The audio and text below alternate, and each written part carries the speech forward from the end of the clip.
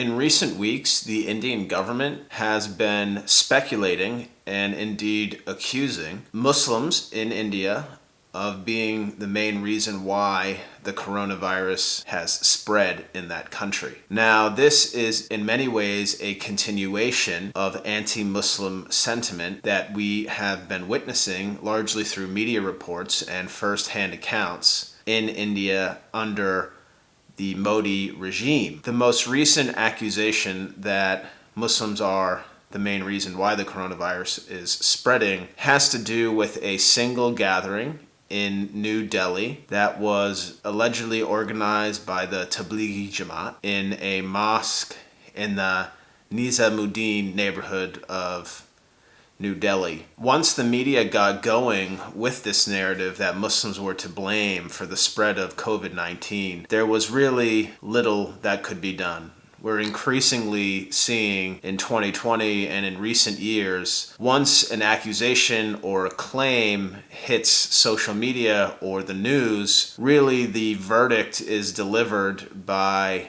that of public opinion. So if someone is accused of something and let's say it hits CNN or Fox or another major international media outlet, whatever that narrative is, if someone is saying this person is guilty or this group is guilty, oftentimes, unfortunately, that person's guilty. Since this event in the Nizamuddin neighborhood of New Delhi in late March, Twitter has seen an explosion with the hashtag Corona Jihad, which has appeared over 300,000 times and potentially seen by 165 million people. And this is according to research carried out by Time magazine. The media frenzy on Twitter and elsewhere has subsequently led, as you can imagine, to physical attacks on Muslims themselves. These kind of attacks are part of a continued and persistent movement led, as many experts have warned, by the politically dominant Hindu nationalist Bharatiya Janata Party,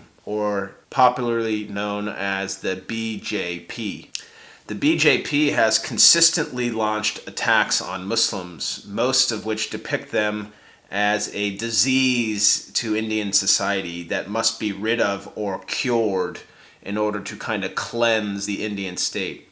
So you can see how something like the coronavirus, which is a disease, piggybacks on this already existent argument that Muslims are somehow a disease to the India political body. The bio-jihad or corona jihad are part of a long history in India of using jihad as a means of othering Muslims. Now, it's really important to come to a clear understanding of this term jihad. Jihad, in popular opinion, denotes this idea of an Islamic holy war. Jihad is an Arabic word and Islamic concept that literally means striving or putting forward effort to overcome a struggle.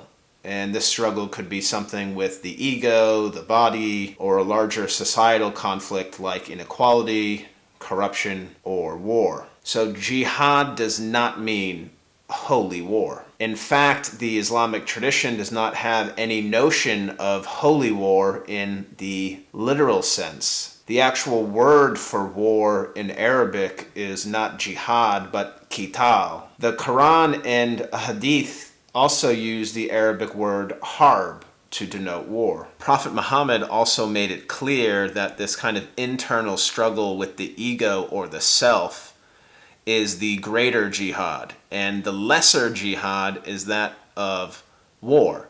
And the Islamic tradition, according to the Quran and Hadith, or the sayings of Muhammad, they do allow the use of war or the engagement of war, but only in matters of self-defense. And there are very strict rules of war that Prophet Muhammad had outlined. The U.S. government has raised concern over the attempted linkage between the spread of the coronavirus and Muslims in India. Samuel Brownback, the U.S. ambassador at large for international religious freedom, was recently asked a question by a journalist about the coronavirus hashtag. Brownback responded, quote, "This is wrong by governments to do this. The governments really should put this down and state very clearly that this is not the source of the coronavirus. It's not the religious minority communities. The wider discussion of India's anti-Muslim agenda was also displayed during India President Narendra Modi's visit to the United States, in fact, Houston,